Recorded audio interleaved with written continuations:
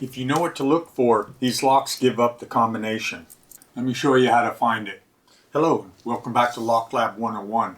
What we have today is a style of dial combination lock, and each manufacturer makes their dial combination locks a little bit different. Let me show you on this manufacturer how to find the code.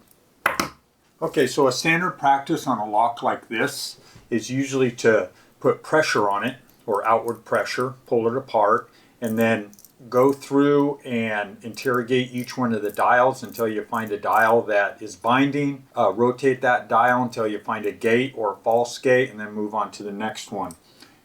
Yes, that does work in some locks, but not all of them. If you're trying to find a code or trying to figure out how to decode a specific type of lock, and you have the ability and you have the time, what I suggest is taking it apart, dissecting it, right like this here. If you completely take it apart, if you have an extra one, buy an extra one, or you have an extra one, whatever. If you're doing it to learn, what I would suggest is do something like this. So this was a totally assembled lock. I drilled it out, disassembled it, so I can show you exactly what we're dealing with. So this is kind of what we came up with. You have the shackle here, and on the shackle you have these brass collars, and each one of the collar has a tag on it, or a little bump there. Okay, and then you have these dials that fit over here, and this is what the dial looks like, right like that. Okay, and in those slots that in the center of it, those fit on these right here. Okay, now a key point in this dial is on top it's flat, but on the bottom it's recessed. You can see it recessed right there. And because of that recessed piece, that's how we're going to find the dial. So that's how we're going to find the combination. So this sits in here like this, and I'll see how it sits flush on top.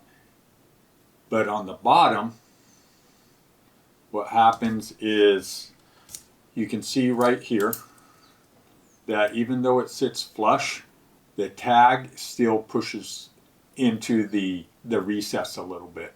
Okay, so all we need to do is we have a tool right here. It's just a thin piece of feeler gauge. We're going to slip it in here. We're going to slip that in.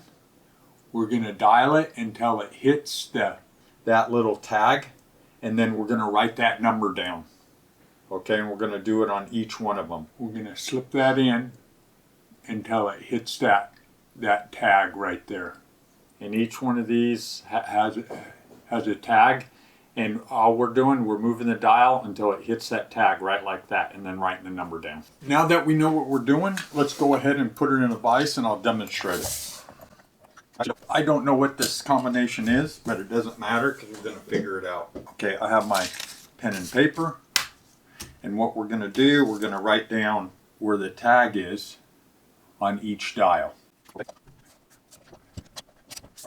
We have the tag like this here, or the feeler gauge like this, pointed up into the bottom of it. Okay, just kind of push it in there and move the dial at the same time. And then what we do is we just, okay, you can see right there, it stopped on 6. Okay, let's go to the next one. And as you can see, that stopped on 8. Go to the next one. I stick it in there, and then I rotate the dial while pushing the shim in at the same time. Okay, and then it seems to get in there pretty good. And then I'll just go ahead and rotate it. And that stopped on 7. The last one, stick it in there, rotate the dial a little bit, get the dial so it's not binding. Okay, all right, and then I just rotate this,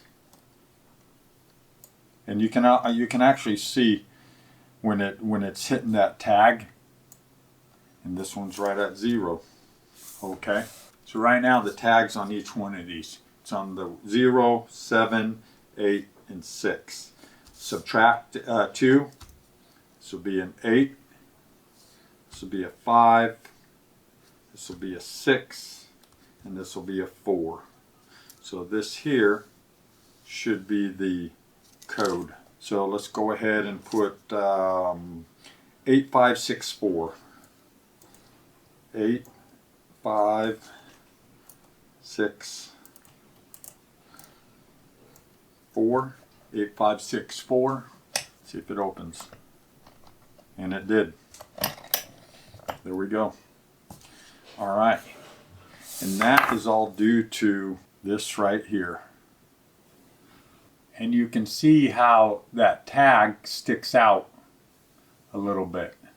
That's how these combination locks can be decoded.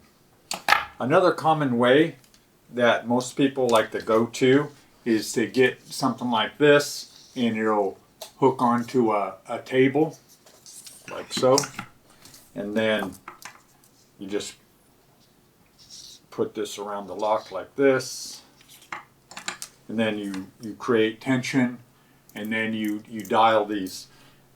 For that, yes, that does work with some locks, but not all of them.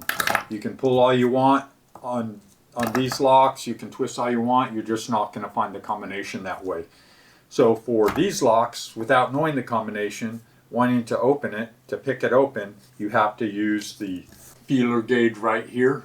That will reveal the code. Okay, well, I hope you learned something. Hope you enjoyed that. If you did, please like and subscribe. Consider watching my other videos, and as always, thank you very much.